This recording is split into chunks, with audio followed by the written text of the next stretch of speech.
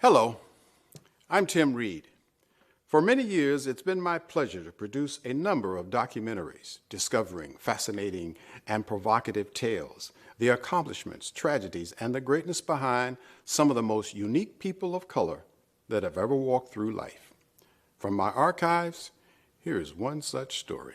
In 1927, Dewey Brown gained membership into the PGA of America, becoming the first black to do so. So Dewey Brown, for 7 years, performed all the duties of a PGA club professional. He gave lessons, organized tournaments, then very suspiciously, in 1934, his membership in the PGA of America was revoked. Come to find out, Brother Brown was actually a black man. Somebody found out, dropped a dime on him. Several months later, the PGA of America instituted its Caucasian-only clause in 1934. So for 27 years, blacks and other minorities and women could not play on the PGA Tour.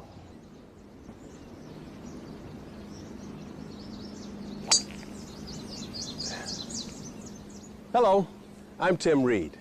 Since the debut of Jackie Robinson with the Brooklyn Dodgers, the African-American community has gained great acclaim in the world of mainstream sports.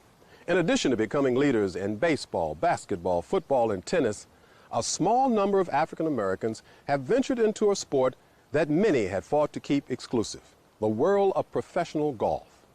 Over the course of this program, we will uncover a legacy that has been mostly unknown and rarely told, as we present part one of Rainbow on the Green.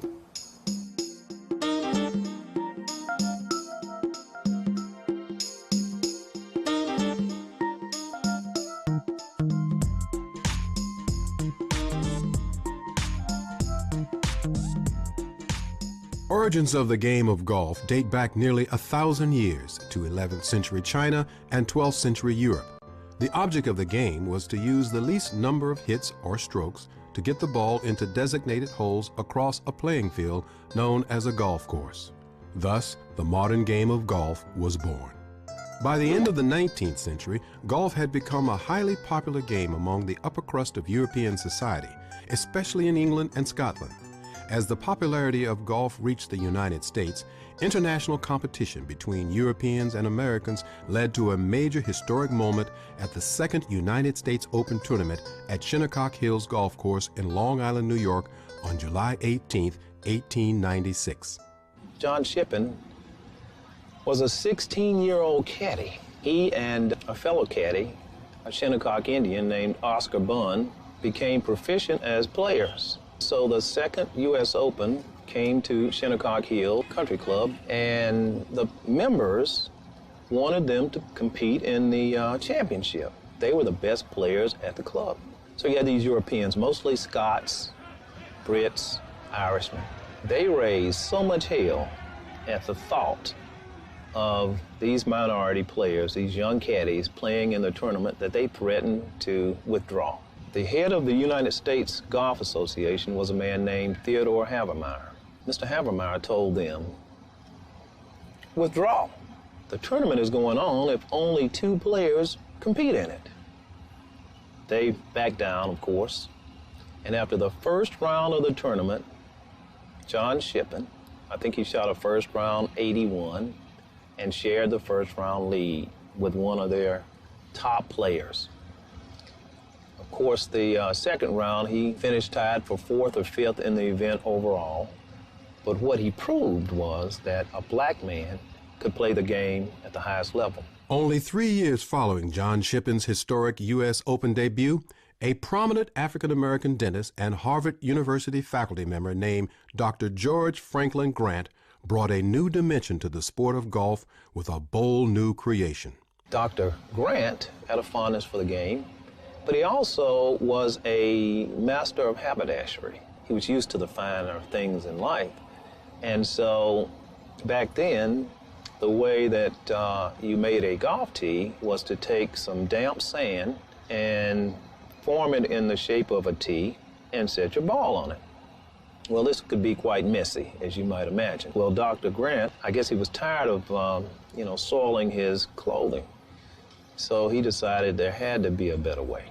He came up with the wooden golf tee. He did patent it in 1899, but he didn't exploit it. But what he proved was that blacks and other minorities had the wherewithal to find a better way.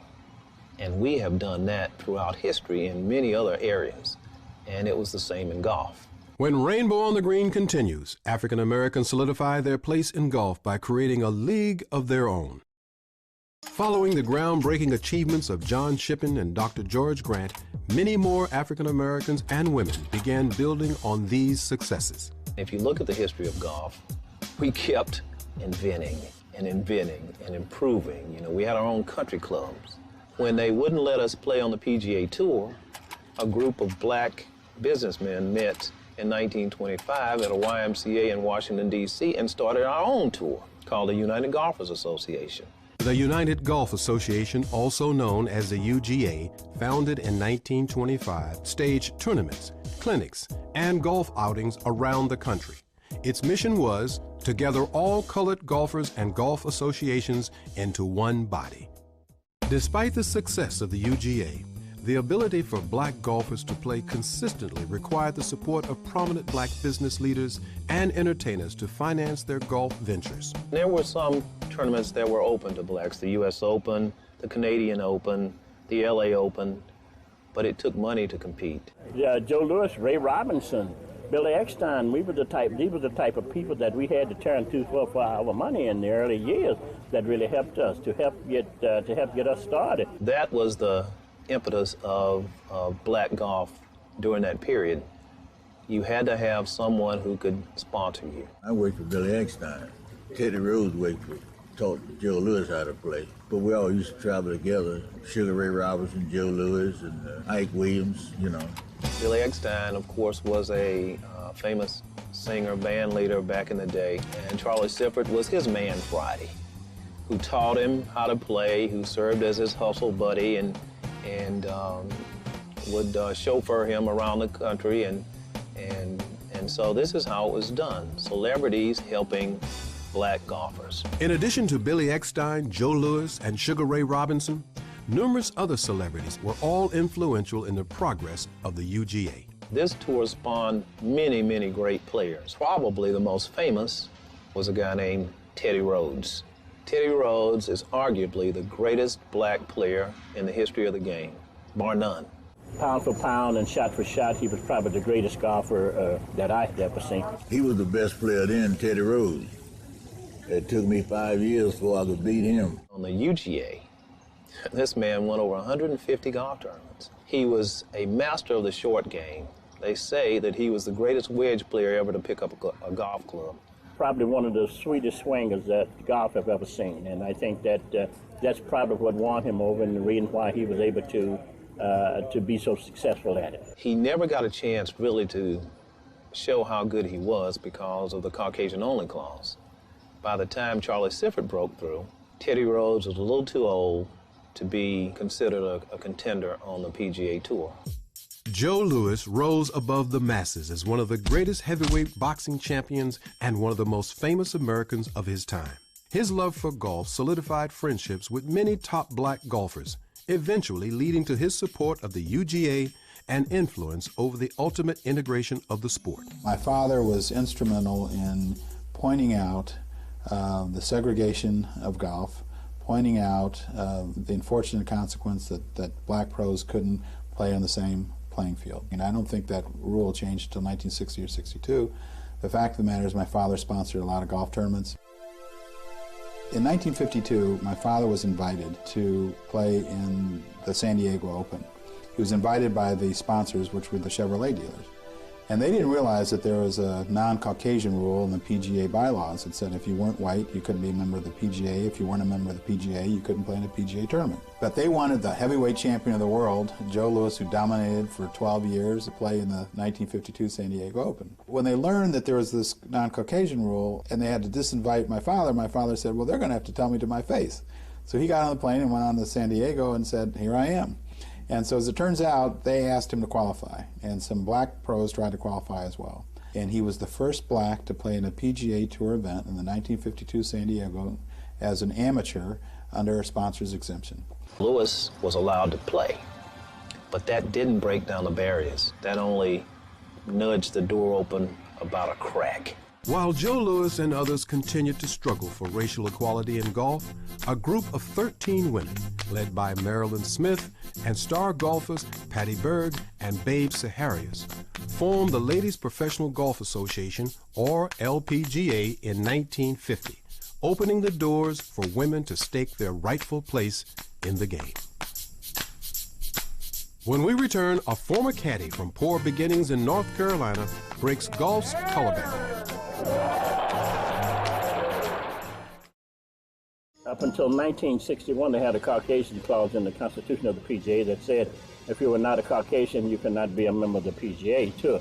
We fought that very heartily and carried it to the courts of California, where it was stricken out of, and we were able to become members after that. Charlie was the first to become a member, then Ray Botts, and then Pete Brown and myself. So I was very fortunate to come along at a time when it was a lot easier than it had been for Charlie, you know. Charlie Sifford says, don't give up hope.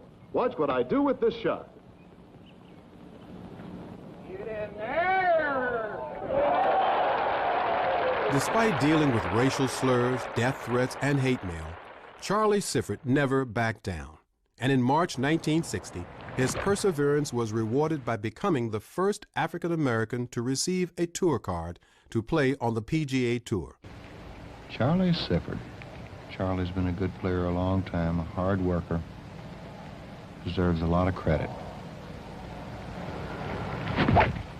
Okay, Charlie. Good shot, Charlie.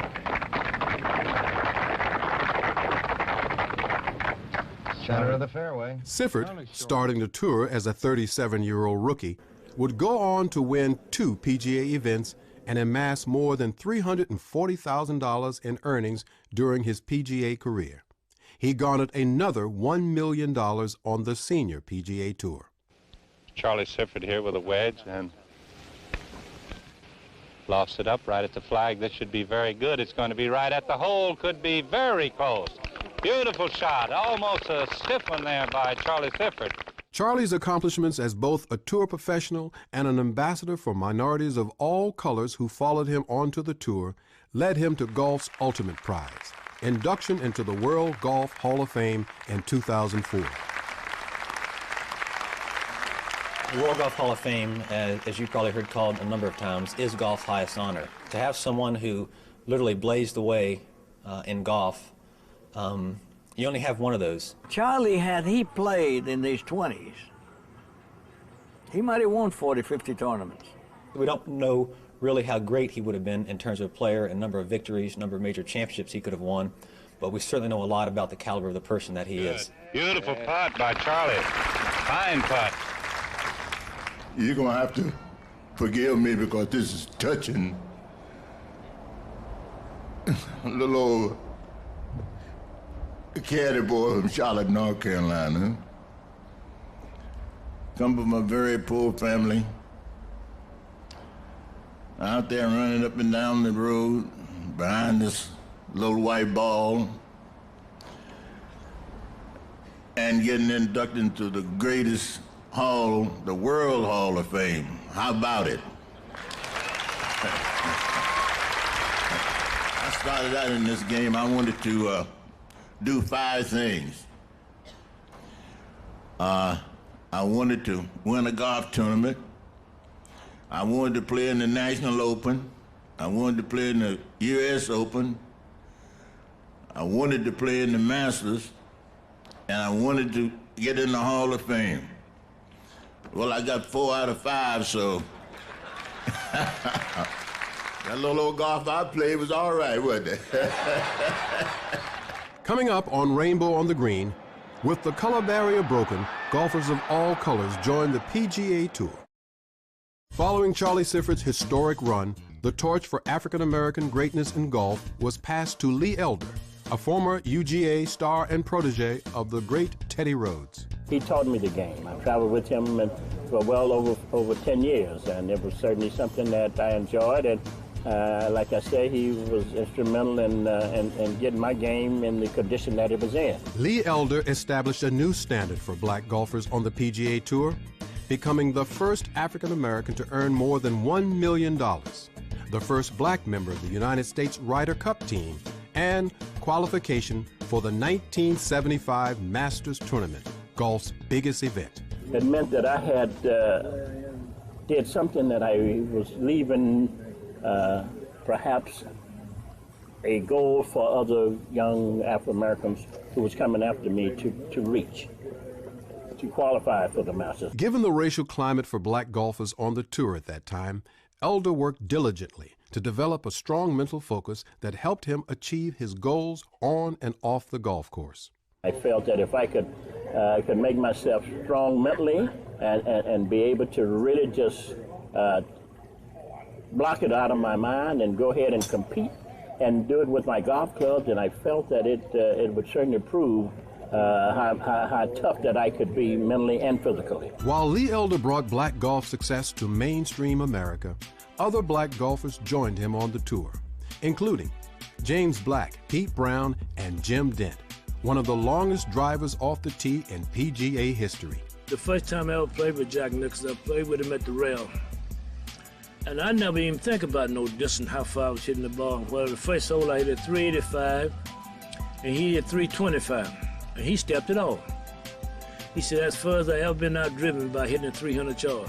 On the green, Chichi Rodriguez puts out for par. Juan Chichi Rodriguez, a native of Puerto Rico, turned professional in 1960, and in 1963 won his first PGA event, the Denver Open.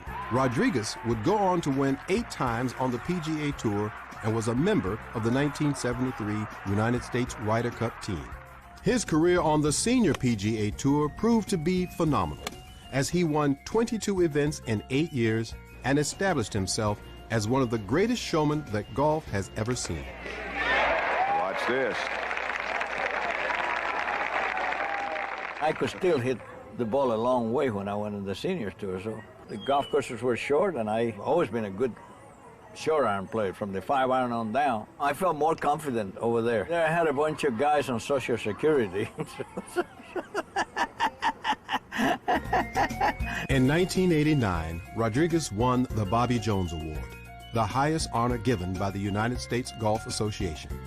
And in 1992, Chichi became the first Puerto Rican inducted into the World Golf Hall of Fame.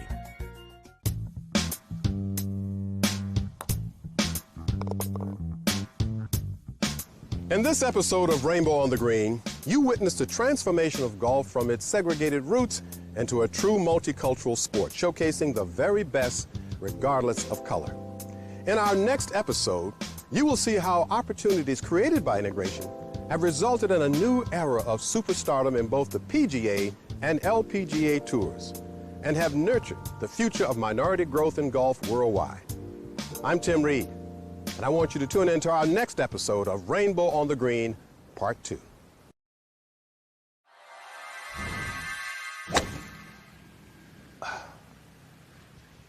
Hello, I'm Tim Reed. In Part 1 of Rainbow on the Green, we explored the groundbreaking accomplishment of early African-American golfing pioneers like John Shippen, Charlie Sifford, and the United Golf Association.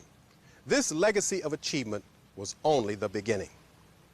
Over the next half hour, we will explore the journey of women and other minority golfers and investigate what the future holds for them as they emerge as global superstars in the world of golf in Part 2 of Rainbow on the Green.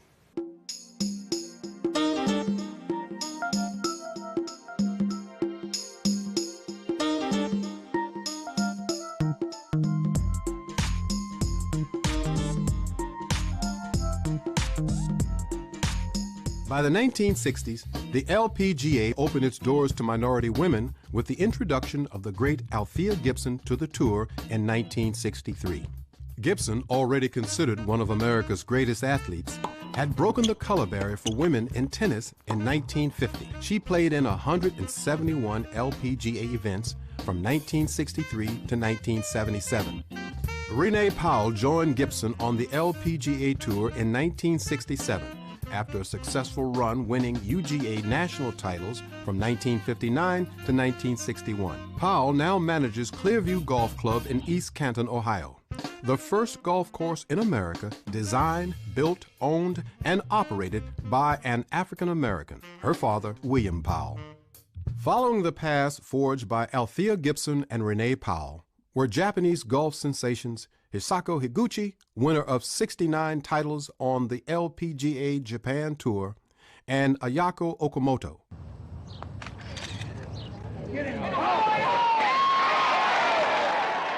Winner of 17 LPGA events and the first non-American to top the LPGA's money list in 1987. Higuchi entered the World Golf Hall of Fame in 2003, while Okamoto was inducted in 2005. Down 15, Trevino plays with a possible win in sight. The birdie puts Lee Trevino at 12 under. The acceptance of Mexican Americans as great golfers came with the career of Lee Trevino, the first Mexican golf superstar. You're 150 to the pin. Little 8 iron down. 155. Oh, oops. Now hit the 8. Hit the 8. No, you're supposed to jump. He's going to caddy for me this week. I'll tell you one thing, if I caddied for you, you'd have done won the Grand Slam a long time ago. Trevino was born into poverty in Dallas, Texas, and began his golf career as a caddy at the age of 8. Trevino joined the PGA Tour in 1967, and in 1970 won the PGA Money title. Trevino would go on to win 85 tournaments during his PGA career, including 6 major championships. Trevino, also known as Supermex, was voted the 14th best golfer in history by Golf Digest magazine in 2000. When Rainbow on the Green returns, the late 70s sees the emergence of golf's first Latina superstar and one of the most successful black golfers ever. In addition to the growing African-American participation on the tour, the PGA also saw the arrival of Isao Aoki in 1974, the first Japanese golfer to play on the PGA Tour. Aoki's victory at the 1983 Hawaiian Open was the first win by a Japanese player on the PGA Tour and one of his 73 victories on 6 different tours around the world. Nancy Lopez entered the 1978 LPGA season as a rookie and had a season like no other. Lopez won 9 tournaments, including a record 5 in a row. She was named LPGA Rookie of the Year and Player of the Year, a feat yet to be repeated. I used to read a lot of things and watch her play and watch her win, and I picture myself in her shoes. I wanted to be like her.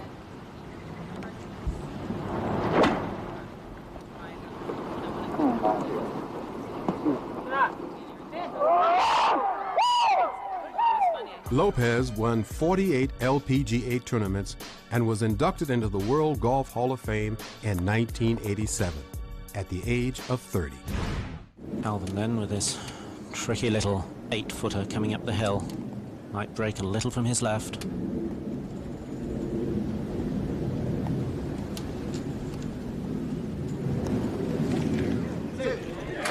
What a good stroke. Oh. Calvin Peete was not your prototypical golfer. He did not pick up the sport until he was 23 years old, and due to a broken arm he suffered during his youth, never had the power to hit the ball as far as other golfers. However, Peete took on these challenges and became the most successful black golfer in PGA history up to then, winning 12 tournaments over an 8-year period.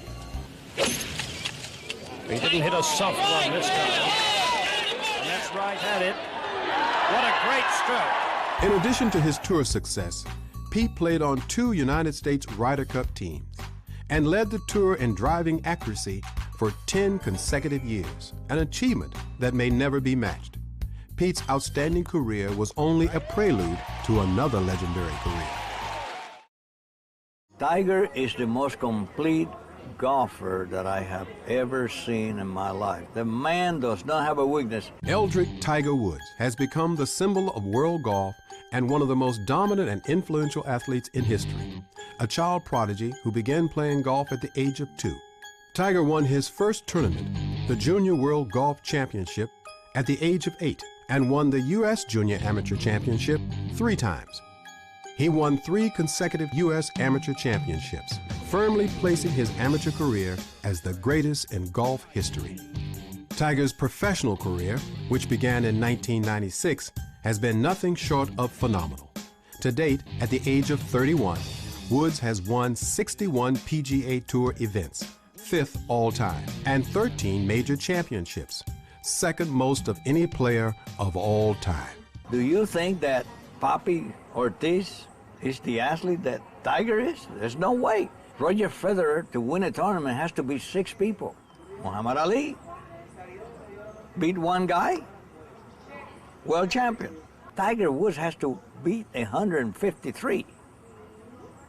That is quite a difference. Tiger also has become a symbol for multiculturalism in golf, and his incredible talent and allure has drawn millions of people of all colors worldwide to watch and play golf. Tiger has done so much for the U.S. sport, the international world of golf, because a lot of people say, I want to be like Tiger. It's a big word to say, but they're looking for another Tiger Woods, but it's going to be a long time before they find a Tiger Woods because his father taught him everything he knew. Nota Begay III is a former teammate of Tiger Woods at Stanford University and a 3-time college All-American. In 1995, he became the first full-blooded Native American ever to play on the PGA Tour. One of the few golfers ever to shoot 59 in a pro tournament, Begay, a native of Navajo and Pueblo descent, has won 4 times on the PGA Tour and is a role model for Native American youth nationwide.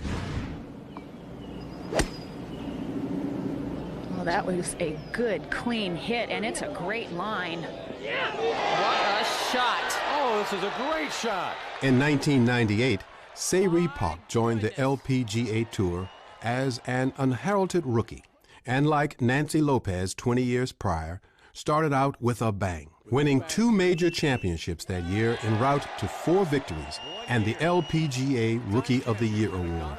During her 10-year career, Se-Ri has won 24 PGA tournaments and 5 major championships. Pak was inducted into the World Golf Hall of Fame in 2007 at the age of 30. Se-Ri Pak's success has led to a Korean revolution in golf.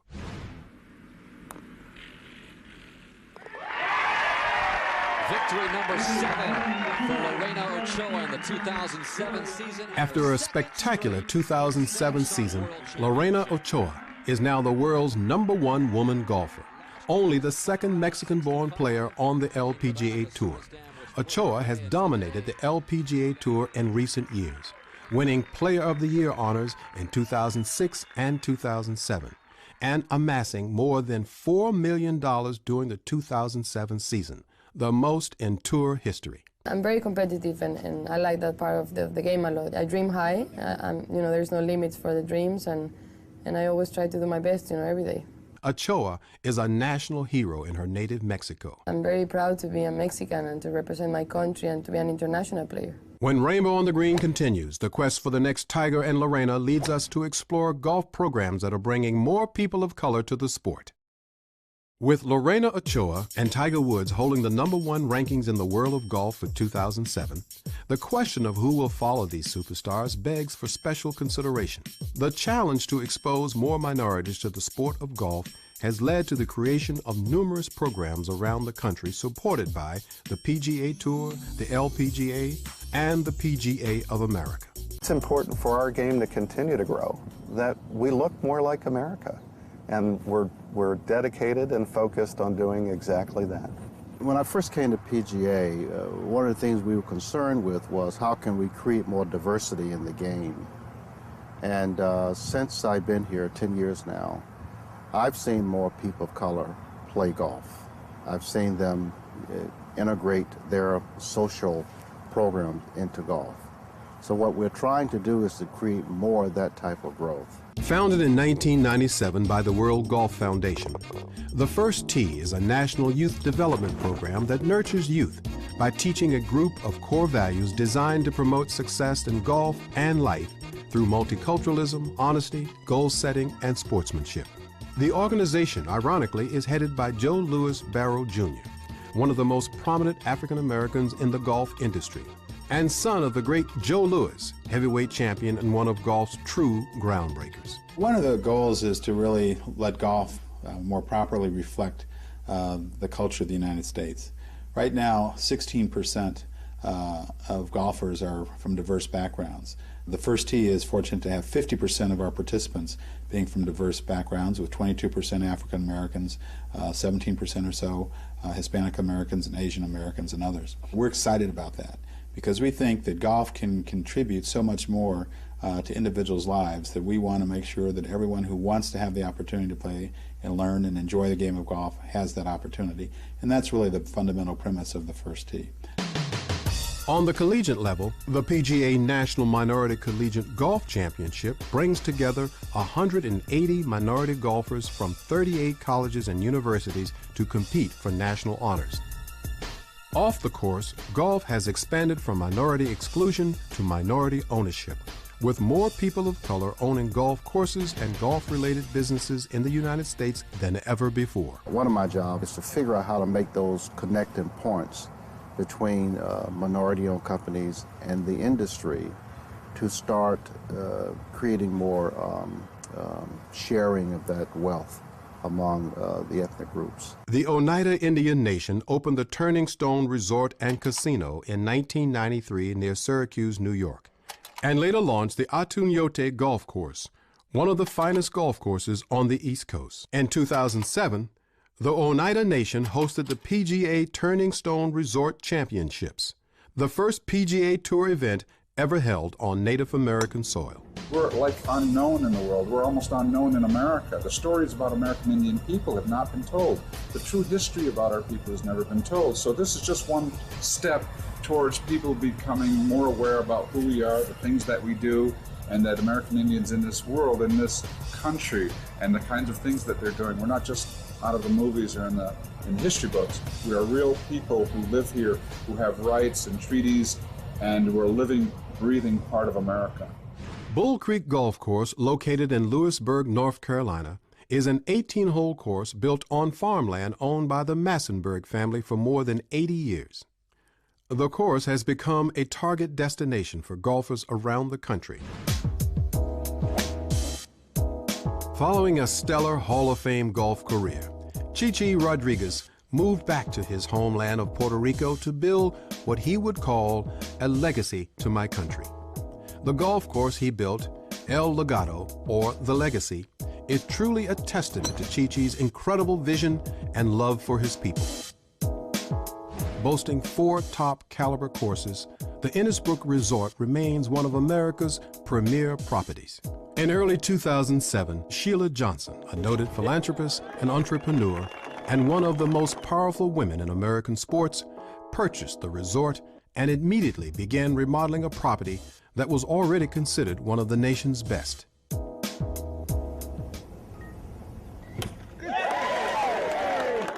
What she's able to demonstrate is that people, women, and also minority women, can get into the golf business as owners. And as an owner, you have a tendency to drive more inclusion.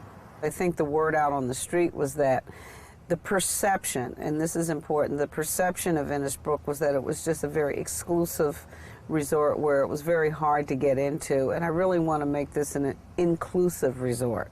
And it's very important that we do that because I want everybody of all gender or nationality to feel welcome to come here to Innisbrook. You know, as an African American woman, I all too well know about the exclusivity factor, and I think it's important that I send a message out there that this is really open to everyone.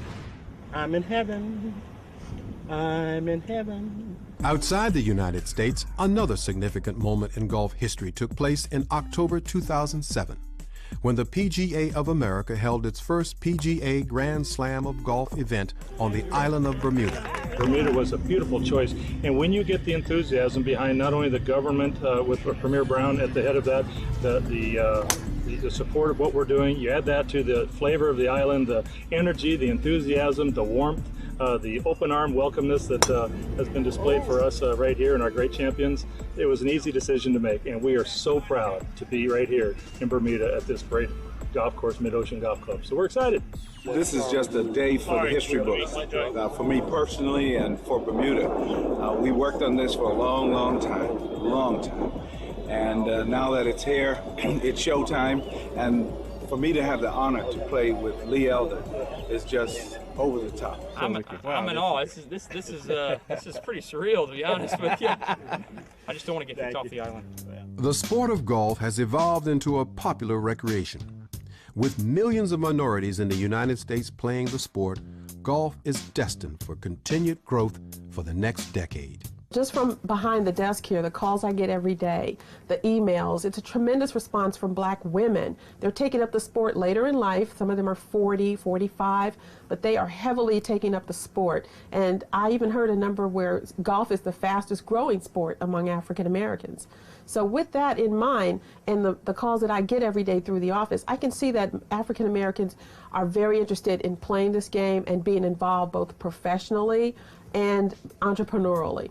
The true success of golf's growing diversity will come with the increase in the exposure of golf and its diverse history to our youth, and by the creation of more opportunities for people to play the game and become leaders in the sport of golf, both on the course and in the boardroom. I hope you've enjoyed Rainbow on the Green, our journey into golf, one of the world's most beloved sports, as we explored African American pioneers as well as present and future superstars. I'm Tim Reed, and history will never be the same.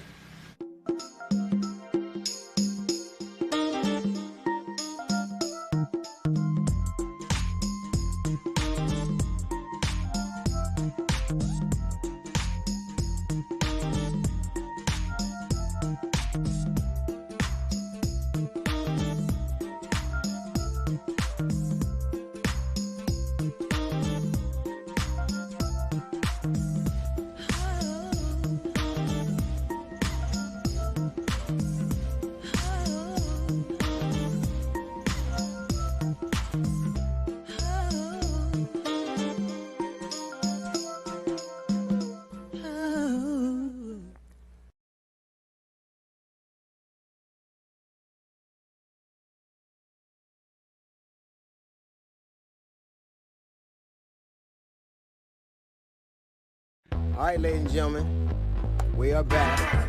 That's right, that's it's right. It's gonna be us. We can drink and talk shit as much as we want. Nobody can say anything to it. D.L. Hughley, Uncut. And we're at it again. It's D.L. Hughley Uncut. Welcome to the show. Why do you always get to do that? Yeah, I do, because I'm the best at doing it. Duh. Don't say that. It's true. Charlie lets you do it because he thinks I won't do it right. No, that's not true. I'm not say my own goddamn name. First of all, I'm just a better speaker. Yes. A better reader. Yes. That's all. Look at Jesse more Jackson. Animated. Me too. And plus, Indian Jay's here. Look There at he his is. gorgeous mane. Look at him. I'm sure I've purchased several packs of that hair before. Let me ask you something. Do you believe that history is written by the winners? It obviously it is. Yeah. That's the only reason we believe Columbus discovered it. Like, it's obvious. It's It obvious. is. Well, that's what Barr said when he was questioned about, I guess, Michael Flynn being released from prison. You bullshit. Let me Yeah. see. Well, What check this it out. motherfucker say? It's a clip from CBS this morning, and of course the Washington Post. Check it out. Are you doing the president's bidding in General Flynn's case? No, I'm doing the law's bidding. I'm doing my duty under the law as I see it. When history looks back on this decision, how do you think it will be written?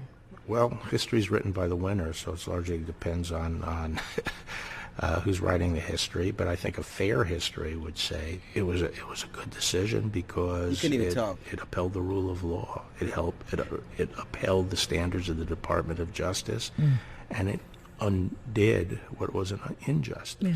Well, there you go. Well, here's what I don't understand. This man admitted, well, he obviously did what he was accused of doing. He certainly lied to the feds, right? Yeah, and he said he lied. What I don't understand is how, first off, Barr has been called on by 2,000, former members of the Justice Department, right? To resign. Yeah, to get out.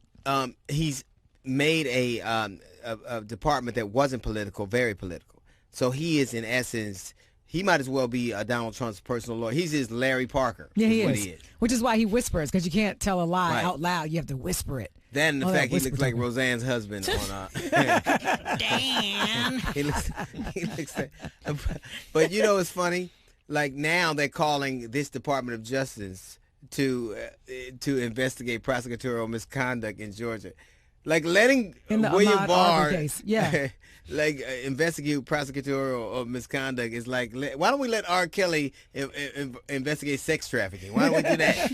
No, I mean, it's ridiculous. And the fact that, obviously, it's no secret that he will support anything that Trump does or says. Right. And we all know how Trump is when it comes to race, you know. My goodness, look at what he did with that reporter during that press conference. But you know what? Trump would never pick anybody to a department that he couldn't manipulate or use in some way. He wouldn't do it.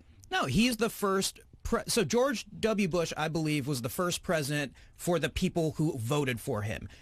Every other president before him tried to be a president for the United States of America. Right. And then Donald Trump took what Bush did a step further and said, I'm going to be the president for just Donald Trump. Right. So, but ultimately, there was like people pretended to have these moral standards, but now all of a sudden we have he's nakedly vague. Donald Trump, the Mueller report, he squelched it. He made sure that he cherry picked, and now he abets like I don't understand how you expect us to believe in justice when you subvert it all the time. When you say, I'm going to make it be what I say it is. And we are now in a situation where we're supposed to believe a guy who laughed when you said how history is going. I'll be dead. I might not even make it out of the room. But the sad thing, too, is that we're sitting by, and not just us, but the people around him are sitting by and allowing this to happen. But what is it, like the alternative is they basically had a president who was impeached. People are forgetting that. With evidence. He said, I did it. He said, I did it, and then first he didn't do it, and then it's a witch hunt, and then, well, he did it, but it doesn't rise to the level of impeachment. We can't have a justice when people don't have moral standards. They don't have the integrity. They don't have integrity anymore, so they can just do whatever they want. Yeah. They can make the rules up as they go. Well, now if you look at the way the divide is, people just blindly believe him and believe what he does is right and believe everything. Right. And so then anytime you present facts or arguments that counter what he says or anything he does, people, fake news, fake news. Everything's fake. So then what happens, 20 years when we study the presidency? Is it going to be fake history, alternative history? What are they going to argue? Well, let black people. Yeah, it's always been fake history. You didn't know, Indian Jay? Oh, but then, the name Indian was taken from my people for a little bit in First that of fake all, history. your people? What are you talking about, Indian Jay? Your people? Look at this, two Indians. Columbus was looking for my people. First of all. So your people could get that hair. Look great. You know what? We're going to go to break. Greatest. Whip his ass. I don't know what you're talking about. It's a 7-Eleven and a casino having an argument. I don't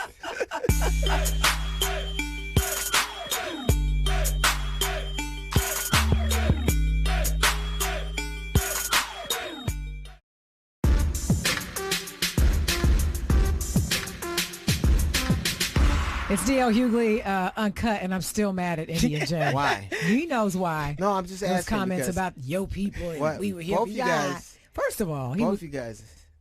Can we just all agree that we're all disenfranchised Americans? Right. Only you have better math scores. Right. That's not right. Are we really better? Are we? No, I don't understand why y'all get mad. Both you guys. Well, first of all, the difference is dot and feather. You do understand that, right? I'm not the kind who own casinos and bitch about the white man stealing. So I'm the kind who own motels and bitch about the Pakistanis stealing. Right, and also profile black people who come into your store. No, he just sells blankets. That's not right. We shouldn't have this. These are terrible stereotypes that we are doing. I don't know why anybody would say these things. I do. And speaking of I don't know why anybody would say anything, anything. Why in the world would Donald Trump, during that press conference on the White House when he was talking to Weijia, I think her name is Weijia Jiang. I could never pronounce that name. Well, there you go. You're welcome.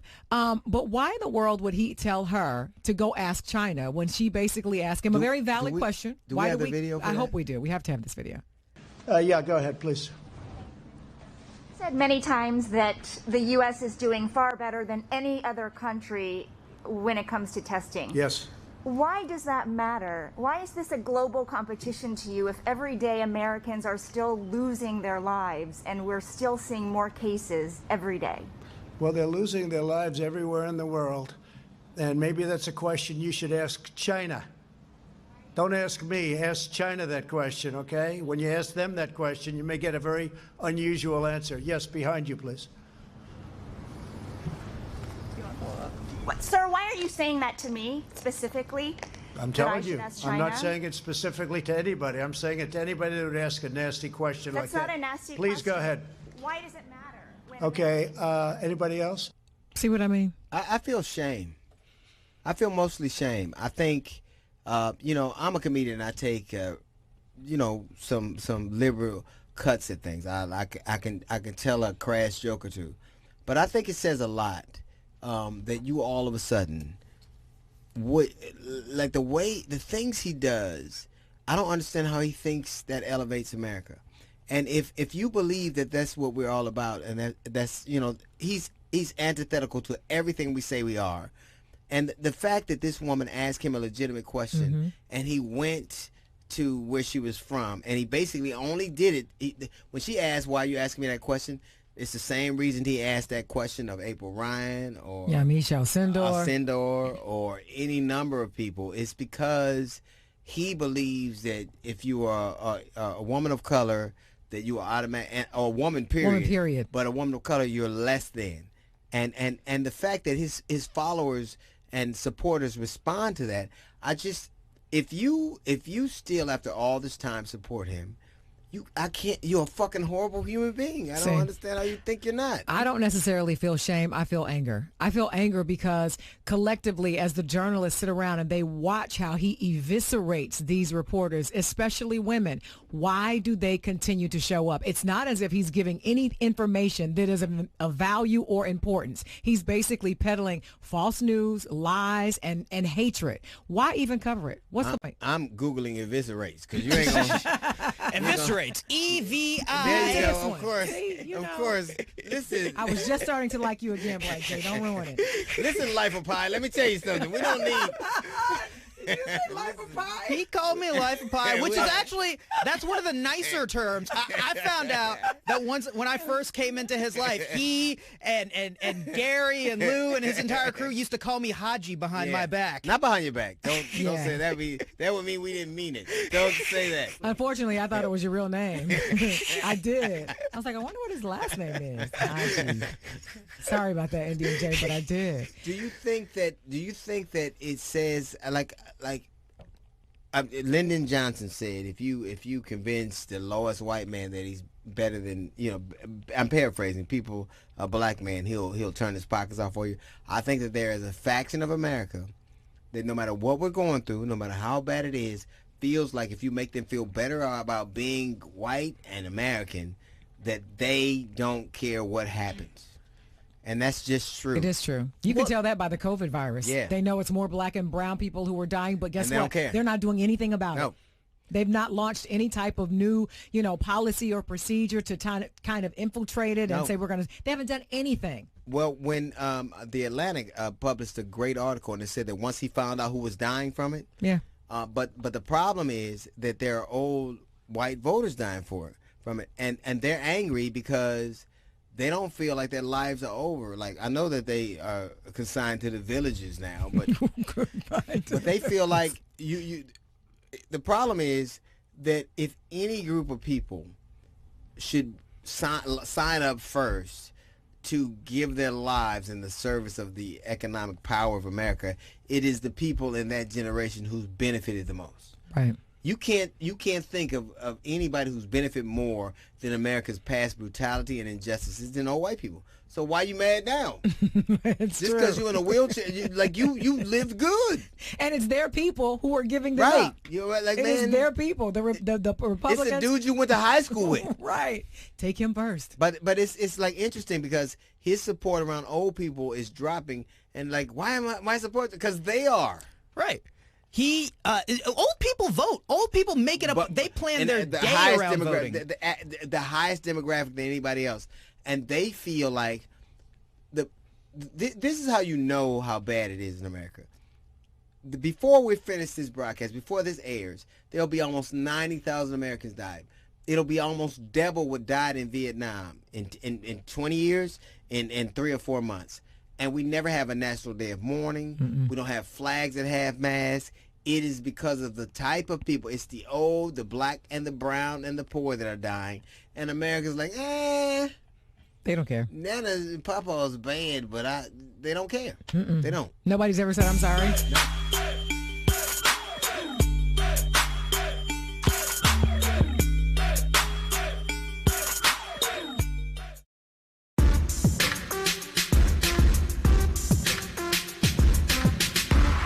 Our guest today is known as the human beatbox. His song Lottie Dottie, We Likes to Party is considered one of the most sampled songs in history. It's Doug E. There he is. Look at that face. That's when black people get out of their chairs and white people leave the club. Here they go. Yes, think they don't? Here go the darkies again. Man, look at this nigga's teeth all fresh. What? Look at his skin. Fuck you, Dougie Fresh. You look amazing. He looks 12. What pandemic has he been going through? I don't know, but clearly. Him, Smokey Robinson, Don Lemon. You guys are all in the same vein. Man, the COVID doing us bad. You look at it's like a vacation. Face all moisturized and tight. Right. How have you been dealing with the shut in? Where are you quarantining at? Oh, I'm quarantining down in Florida right now. Oh yeah, that's why. That'll do it. Yeah. Right now. You know the sun. I'm closer to the sun. Right. So what does your quarantine day start like? What do you do in the morning? My quarantine day is that it ain't in the morning. That's first of all. Right. Because you know I'm up all night. Right. How can you be up all night, Dougie, when nothing's open? I mean, when nothing's open, how can you be up all night?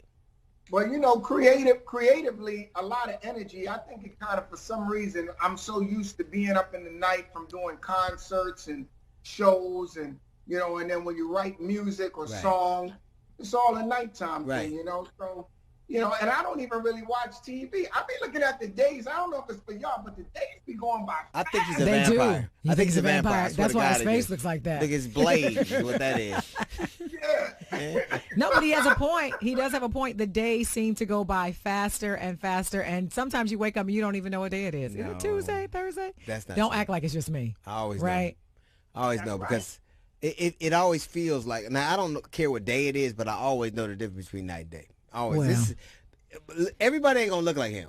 Nah, not at all. Because you stay up. Listen, you're on the road too, so you're up all night and sleep all day. But your face don't look like that. Let's not be disrespectful.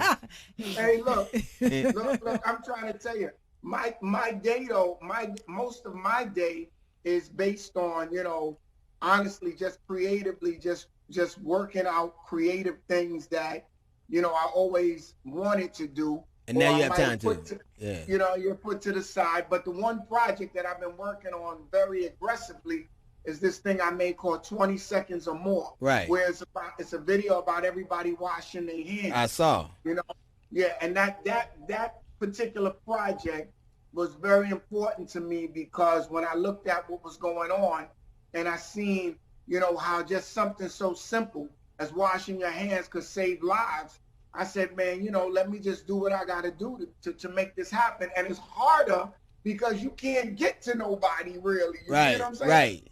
Do you think that you're like, because music is really the universal language.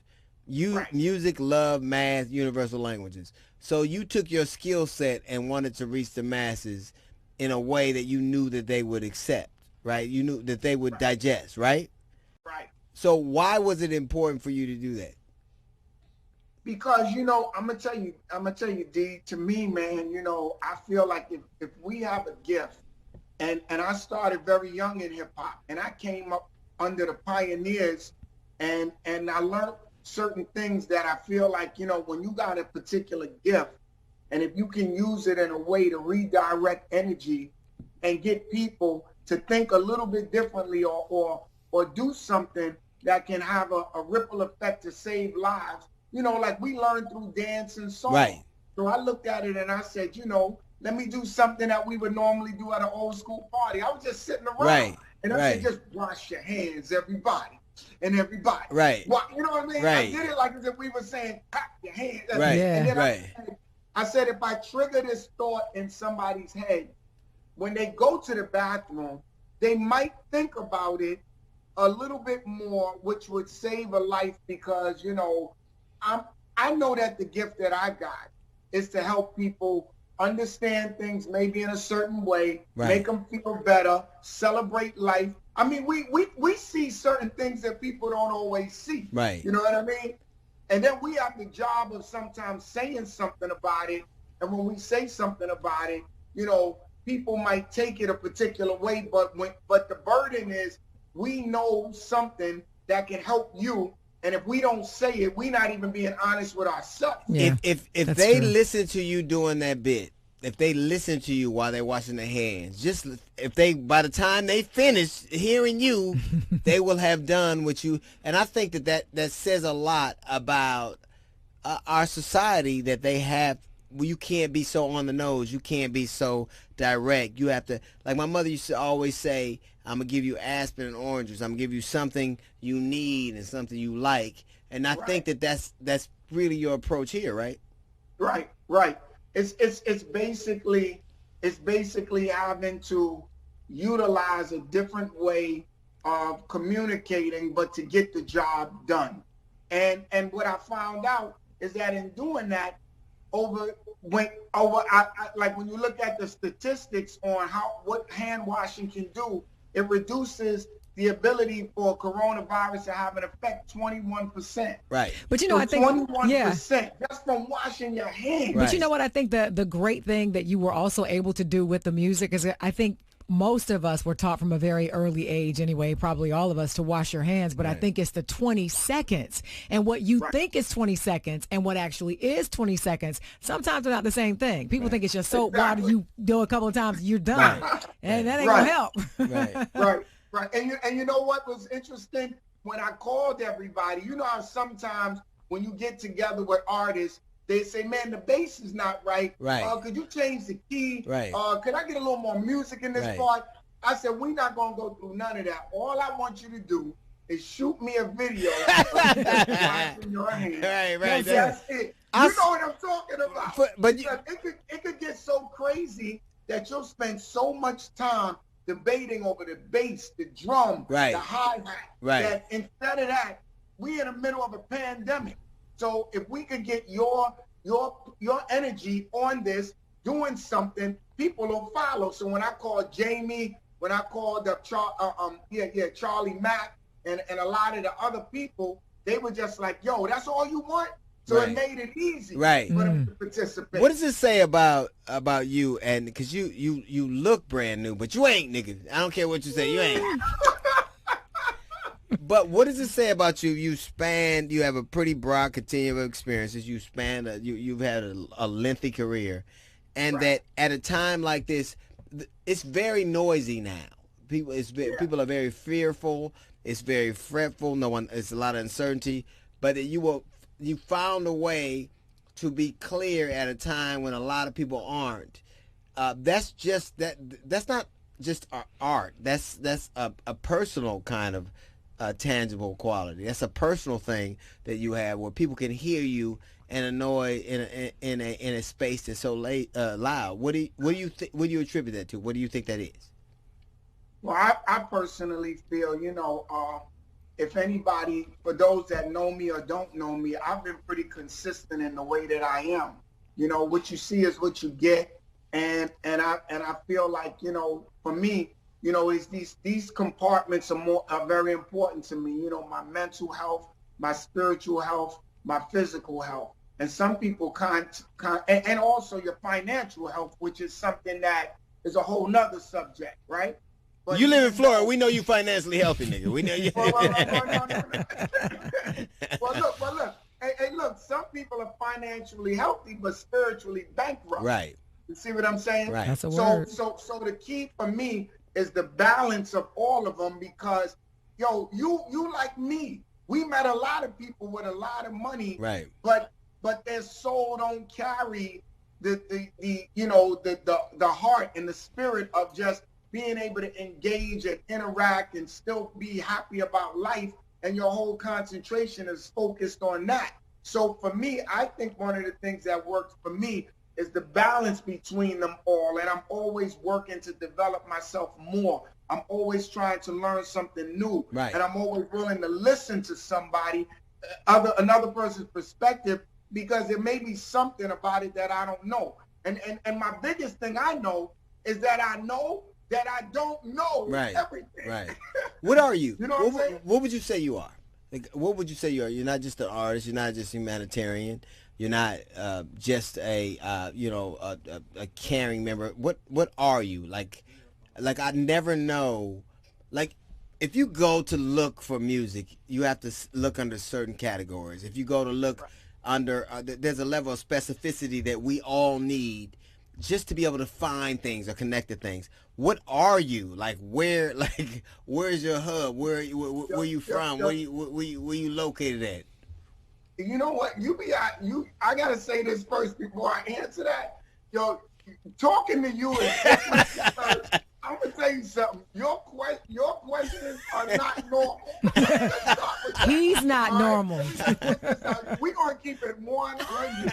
I remember, let me tell y'all this before I answer that question. I remember up in New York, we was at Sylvia's. Yes, and indeed. I was coming out, and we was both in there because Obama won. Right. And we was up there, and I kept saying, man, it's shift to paradigm. We was like, paradigm, what is that? What is that?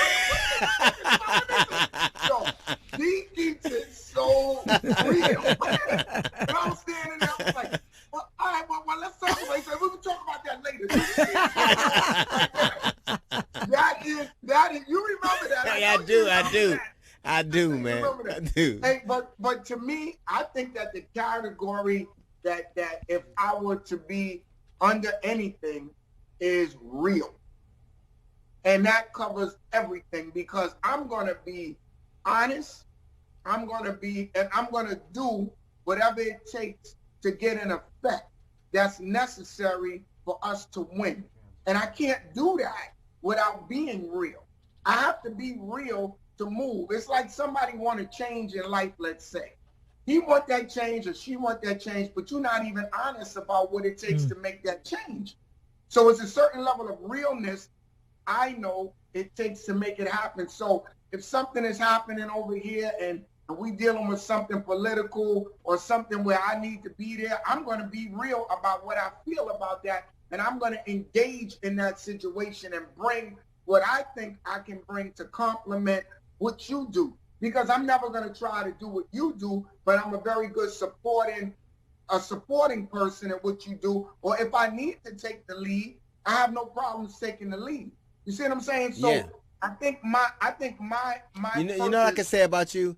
I can say about you, every time I remember we were doing that gig with Dave Chappelle when he came back. We were in Florida. I remember seeing you at Obama's thing after that. You've always been, there's something about someone who is exactly who they are in every circumstance that lets you know two things. One, they're comfortable. And two, they use great moisturizers. This nigga's skin. It's amazing. I swear to God, who is...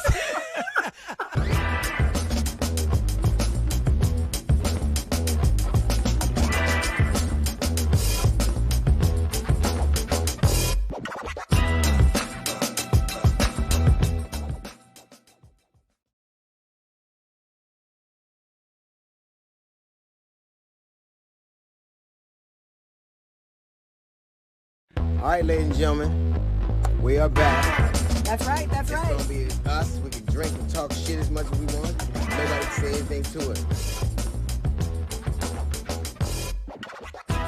D.L. Hughley Uncut.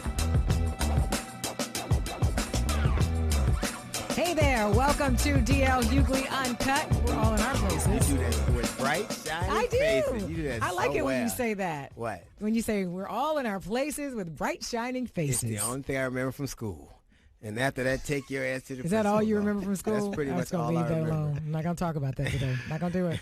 We're joined by Black J. How you doing, baby boy? All is great, man. It is. Good to have you, Black J. Thank you. We had Lee Merritt on the phone, on the show yesterday, and he was talking about the case with Ahmaud Arbery, the young out man of who was Georgia. and he was talking about the fact that getting a conviction in this case, because it's civilian, and that is a way of life in that part of Georgia, is going to be more difficult than actually getting cops convicted, which he's been successful in. Mm-hmm. And that really depressed me, because that really speaks to the way of life and the privileges that they believe that they have.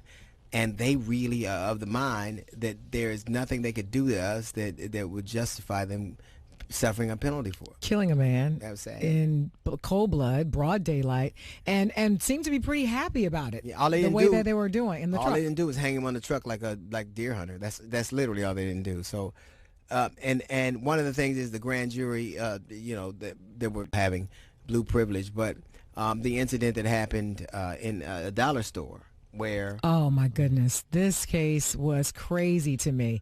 So basically, this was in Michigan, and a woman was upset because her daughter was turned away, a security guard doing his job based on the, policy about wearing a face mask when you walk into the store, would not let her in. So she went back, got into a verbal altercation with the security guard, left, told her husband about it, who he and a friend came back later and shot the security guard in the back of the head. I think that they should get the death penalty. Should. Yeah. I do. I totally agree. I don't make any distinction between. There is literally no distinction in terms of the way I feel about they should be adjudicated and the men in Brunswick, Georgia. I think that, but the problem is that they were quickly brought to justice. Yes. And these other men are not.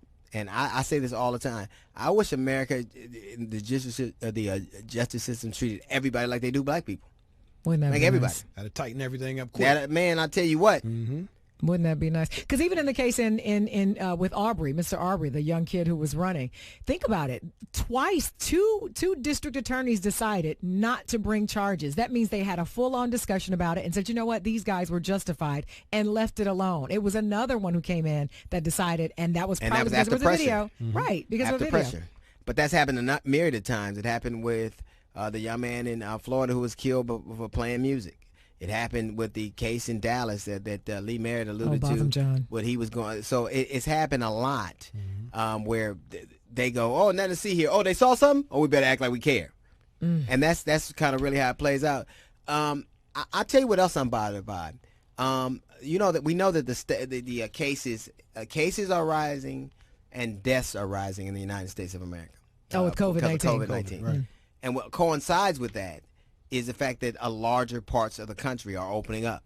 One thing that's always bothered me, we don't have a uniform way of doing things. It's just kind of catch-ass can. It's like ad hoc. I'll do this and you do that. But one of the things that is happening is that because we've done nothing, we don't have a cure, we don't have a protocol, we don't have a vaccine, mass we no have order, nothing. we don't have anything. States are doing what they have to do because they want to open the economy, and they know that they're going to be deaths. But my conclusion is that they're not concerned about the people who are dying. Because if it's old people, black people, prisoners, brown people, and Latin people, they're like, Right, that part's cool. Yeah. We don't need them. Macy's That's will what be they open. think. Right. That's really it. And they're very uncomfortable. Like Chris Christie, who's the Nougat-filled ex-governor of New Jersey. New Jersey. He said, "Oh, well, they're going to be. We're going to have to set more deaths to reopen the economy." You know what I despise is that men like that who say shit like that know that nobody they love is going to die. That's absolutely right. Nobody they love is going to die. So the we that they're talking about. Have you ever noticed there is no spirit of mourning? There are almost over 70,000 Americans dead right now. Do you see sad people? No. Not even Trump. No. Nobody's sad. Right. Because the people that are dying are expendable in the estimation of this country. They don't really care that old people are dying. They will warehouse anyway. They don't care that prisoners are dying. They will warehouse anyway. They don't care that people are exposed and getting sick in meatpacking plants. They don't care that people in the projects and the barrios are getting sick. They don't care. Not at all. And you can tell they don't care because if you think about it, Trump actually tried to use his executive privilege to say the people in meat plants had to go to work, but he wouldn't do the same thing in order to get ventilators made. How about that? And it's amazing to me because now they say we're because they made those workers go back and risk their lives so that America can fucking eat. That's how we are. We have a meat shortage. And it's funny, Chris Christie, if we just stopped him from eating, we wouldn't have a meat shortage. We'd be good. Wendy's be Fat back on bastard. point. How is that fat son of a bitch even out? I know he has a pre-existing condition. But that's part of his problem. He was saying, listen, I want it, if it's up to the physicians and the epidemiologists, we will be in the house for another year, and I don't think that's reasonable. He can't even move. Be quiet. It's a simple rule. His fat ass definitely got a pre. If you can't see your feet, you should have your feet shouldn't see the street, fat ass. And we're not uncomfortable with people dying. Be quiet. You uncomfortable standing up, you fat bastard. It's like watching my 600-pound politician. Right. Oh my goodness. We got to get used to people dying. You probably do that every night when you snore yourself to sleep, you son of a bitch. The fuck.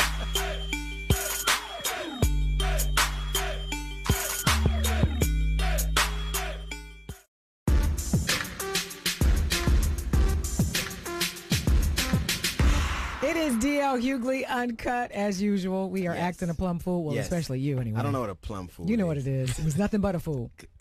No extra ingredients. She's from Udawa. Plum I fool. am indeed. Shout out to Udawa, by the way. Doggy. Summit. Now, we don't say all that. You went too far. Say We don't say no we doggy. I don't know what y'all say. I don't know. To relax yourself. I know they drive their houses places. I know that. That's not true. I know they do. Only on Sunday. This is my favorite part of the show. It really is. It's quickly becoming mine. It is. It's time for this nigga here. So this, of course, is all about Mike Pence, who actually took some time out to go to the Mayo Clinic to visit. The problem is he didn't wear a mask. Now, the thing is, most people there were sick. All of them were sick with COVID virus, nonetheless. And he said, listen, the reason why I didn't wear a mask is because I wanted to look them in the eye. Yeah. And have a better conversation with them. This nigga here. Now, they told him you need to wear a mask. That's a policy. Anyone who comes into this facility, these people have pre-existing conditions. They are sick. Right. The Mayo Clinic is one of the foremost medical facilities in the entire world. Well, if it has clinic in it, you can pretty much guarantee somebody in there is sick. Yeah. So well, put the I've been mask to a few of those, but that's a different That's a different uncut. We don't want to hear that. When you walk around that yellow line, you know somebody getting some pills and a shot. Oh, God. But the crazy thing is everybody around him had masks on, but he did not. Well, maybe it was hard for Mike Pence to put his mask over his beard. I don't know, but I'll just say this. Don't do that. I'll say this. I mean, there's truth to it. I think that it's disturbing that the person who was tasked to be in charge of the coronavirus task force is not even respectful of the law of the kind of edicts that they set down, the protocols they set down, and this idea that God is gonna. because what I kind of take umbrage with is that more people were incensed at black kids having a party in Chicago or Philadelphia, or 1,000 of them standing in line at a mall to get Air Jordans, than they were the president, vice president of the United States, who's supposed to be running this whole thing. Even Donald Trump is disrespectful of the protocols of the very committee he put together to kind of stem the tide of this thing. And I think children, there have been more of a big deal made about kids standing in line getting Jordans. You know, the reason kids are stupid. Let's just say that. That's why we have child-proof caps. like we have gates over stairs so kids don't fall the fuck down the goddamn stairs because we know how dumb they are. But they are in essence acting just like children, and so are the people who are in charge of our response to the COVID pandemic, and that is why we're in the situation we're in. Well, the other problem is, if you think about it, I've seen a number of videos of police officers in various places tackling people of color, by the way, who don't have a mask on. Right. But Mike Pence can walk into a place where everyone there, pretty much the patients, are sick without a mask on. and then stand at the podium and tell us, make sure you wear a mask and social distancing. And you're talking about policemen arresting black people with no mask on. This is the first time police has ever asked niggas to put masks on. It's true.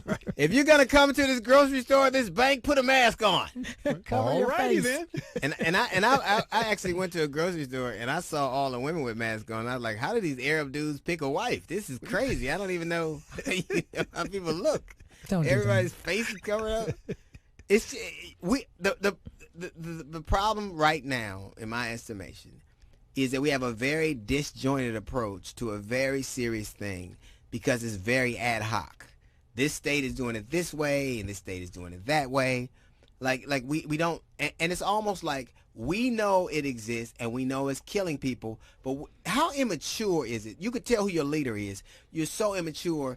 It is the equivalent of when you were scared, you threw the blanket over your head and act like it didn't exist. That's what we're doing to COVID. We're acting like, oh, we can open malls up and we can, cases are rising, deaths are rising. It is spreading. We have no protocol, nothing to stem it. Our response was to stay in our house and wait it out. And COVID like, peekaboo, nigga, we're still here. The shark's still in the pool. That's it. And then when they get tired of that, what did Trump do? He said, you know what, why don't we just get rid of the COVID task force altogether? Took some heat from that and then decided, well, maybe we'll keep it. We're being run by children, and it's just like a meat shortage, and it's not even good food. If you eat enough of the meat that we're in shortage of, that'll kill you any goddamn way. If you need a key to open a can to get your meat out. If your meat is in a tube. Right. If you got to scrape jelly off your meat. Oh. and ultimately is this. It isn't that we have a meat shortage. It's that the bullshit meat they give us. The high-end meat they can't sell because restaurants are closed. And nobody's going to pay for that. So they're literally killing livestock. And I thought these people they're aborting pigs. I thought they were against abortion. Depends on if it's pepperoni or not, bro. Life begins at bacon. Like they would. It isn't that we are short. We are short of bullshit meat. Like we have a lot. Like but the meat that they need, all the good shit, the corn, the shit, the grade A. But the other thing is, remember, the people who are working at these plants they have tested positive. A lot of them are getting sick, and you still want them to show up for work and prepare this meat that will then go into the stores for consumers to buy. The one thing we'll never run out of America is people we can exploit. They are disposable. Just like we have big lighters, we have big workers. They're like, it ain't like we can't go down to Guatemala and get a dozen more, y'all. That's how they feel, man. It's crazy. Just fire.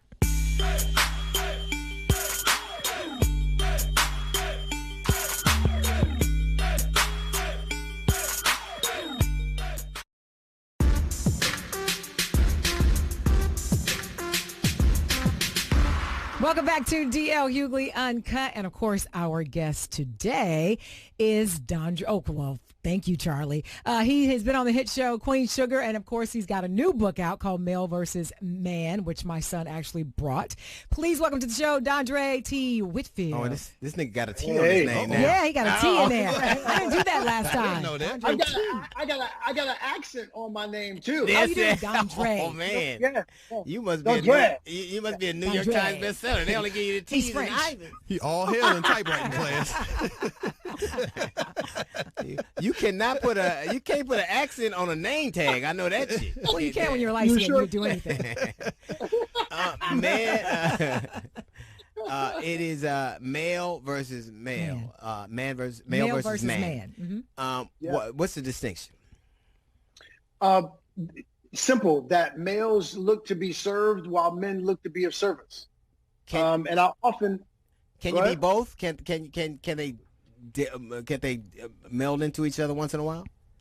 Yeah, to be honest with you, I think for probably most of my 20s and the first half of my 30s, I think I was sort of a hybrid. Right. Where, you are in this space of finding out why you're looking to serve yourself, because that's what you were taught to do, particularly when you come from some of the environments that we come from. And we've got examples of what we think manhood is, in the street. For some of us, think about it this way. Gangsters, that's manhood. Pimps, that's manhood. The drug dealer, that's manhood. Why? Because He can take care of himself. He can buy himself whatever he wants. He's got as many women as his heart desires. So all of those things really spoke to sexuality or maybe even masculinity, but they didn't speak to our manhood. Manhood is rooted in how we serve the women and children in our lives, not just our own. It's easy for you to serve your own wife or your own children, but what about the other women in your periphery, the other children in your periphery, in your community? That is really where manhood is rooted. So the distinction is, and do you think that there are more males or more men? I think that males are making more noise than men. Right. They got a better brochure. Absolutely. They got a better publicity agent. Right. So everything that males do, we hear about that every single day. You're not going to hear about what I do partnered with the same woman for 23 years, taking care of a 15-year-old daughter and 11-year-old son and uplifting and elevating my community, because that doesn't bleed. So because that doesn't bleed, it doesn't lead. Right. You're never going to hear about the work that I do. You're never going to hear about the work that you do. But you're going to hear about the males who molest children or date rape a woman or do the kinds of things that are putting our community and our society at a deficit. So they're just making more noise. You know what's interesting? When I grew up, community was a much more narrow spectrum for me. Like when I grew up, my community was between Maine and San Pedro and 135th and Rosecrans. That was my community.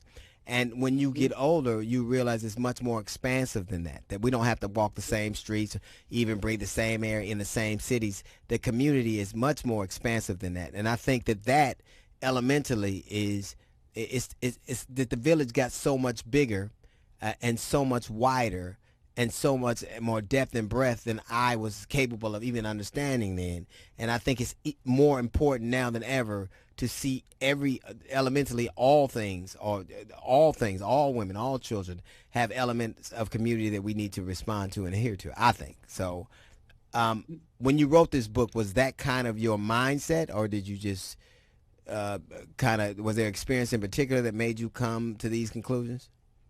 Yeah, not having the benefit of messaging from my father.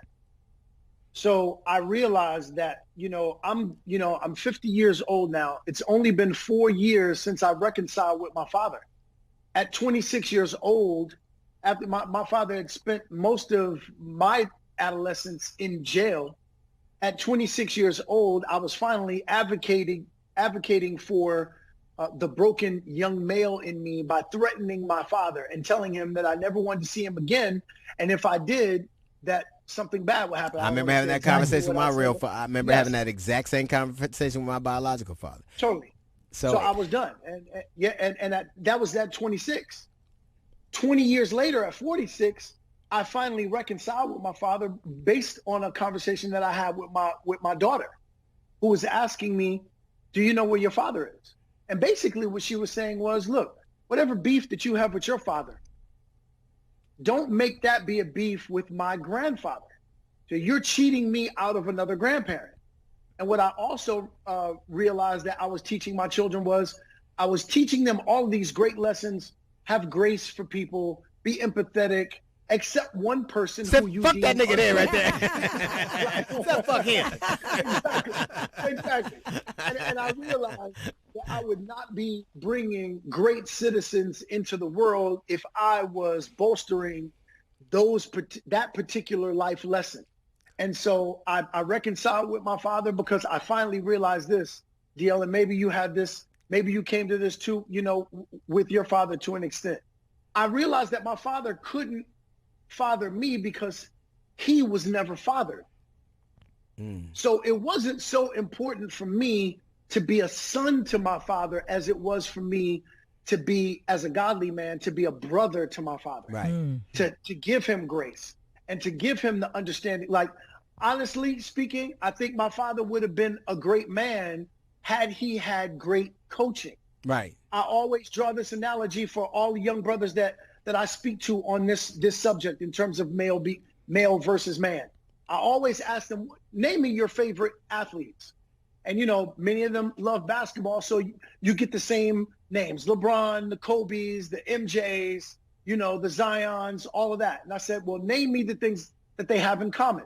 And they all talk about the same things. They had talent, they had drive, all those things. And I said, the one thing that you guys are missing that they all had was they all had coaching. All of them. From the time that all of them, from the time that they play AAU, high school,